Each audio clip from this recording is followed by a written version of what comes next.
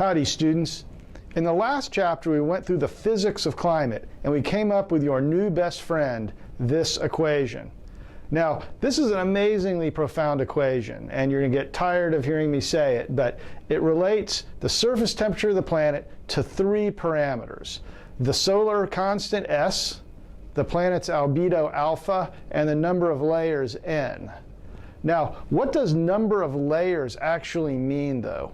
I said in the previous chapter that it reflects the composition of the atmosphere. And in this chapter, we're going to dive deep into this question.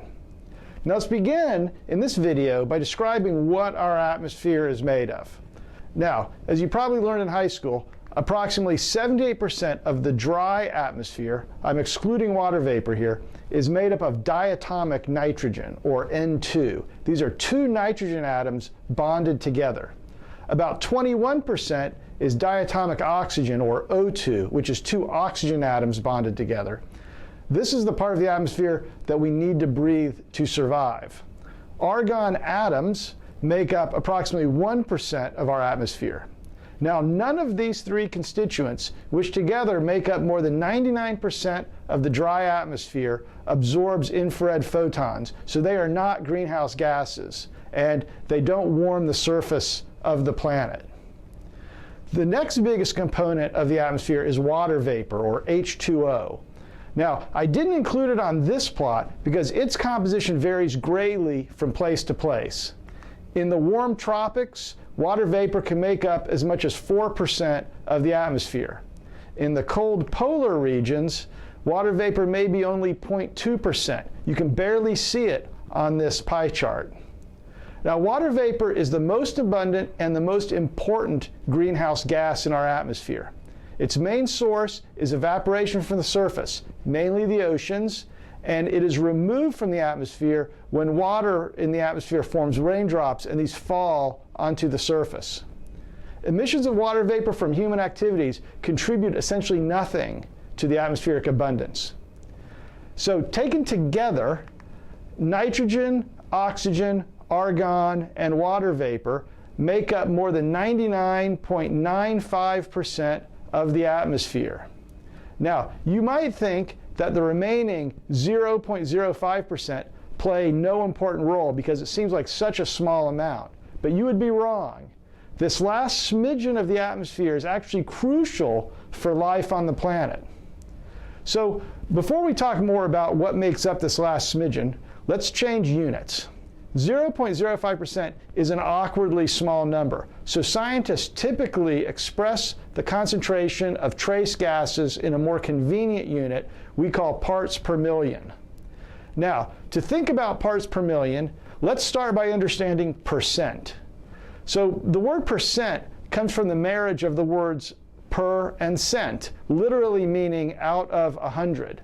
Thus, air is approximately 78% nitrogen, which means that 78 out of every 100 molecules of air are molecules of nitrogen. A concentration expressed in parts per million is very similar. It indicates how many molecules out of every million are the gas in question. So of the 500 parts per million that remain, most are carbon dioxide. At the time of this video is made in the summer of 2019, the abundance of CO2, carbon dioxide, in our atmosphere was 410 parts per million. This means that out of every million molecules in the atmosphere, 410 of them are carbon dioxide. Now, carbon dioxide is the most important greenhouse gas for climate change, and it's the second most important greenhouse gas behind water vapor. And we'll talk more about this in this chapter and in chapter 6.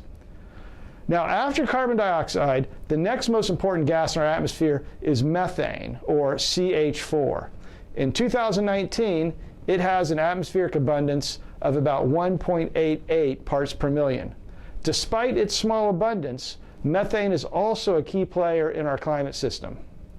Another important greenhouse gas in our atmosphere is nitrous oxide, or N2O, which is present in today's atmosphere at concentrations of about 0.32 parts per million.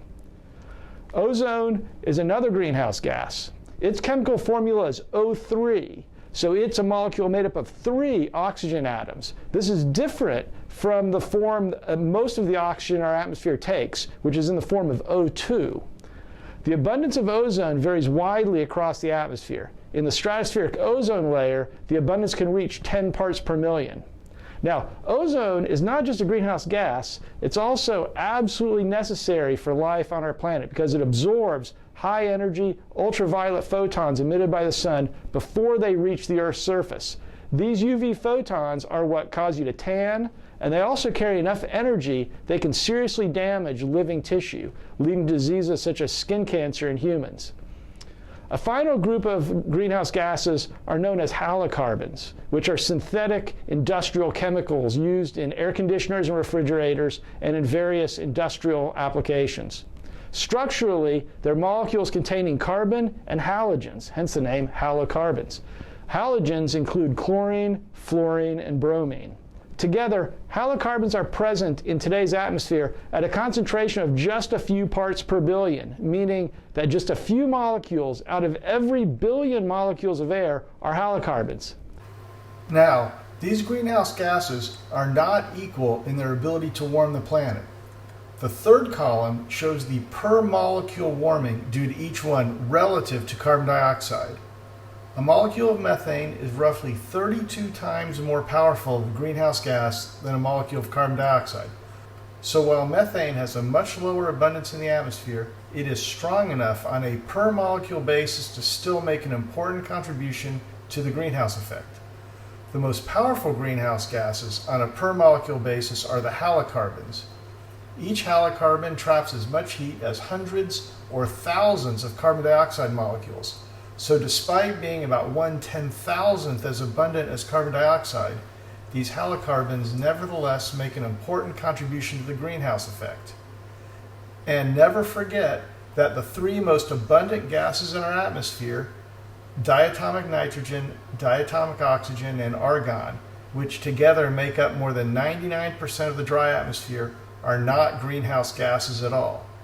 These differences in warming potential among various greenhouse gases will have important implications when designing policies to address climate change, as we'll talk about in later chapters.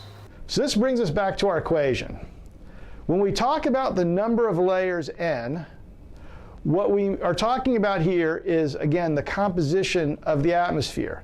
The more greenhouse gases there are in the atmosphere, the more layers, or the larger n there is. Put a different way, if we add greenhouse gases to the atmosphere, we increase n, which, as the equation shows, increases the surface temperature.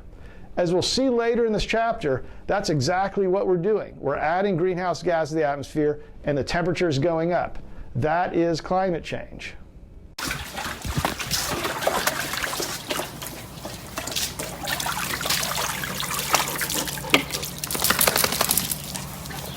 You're a good dog.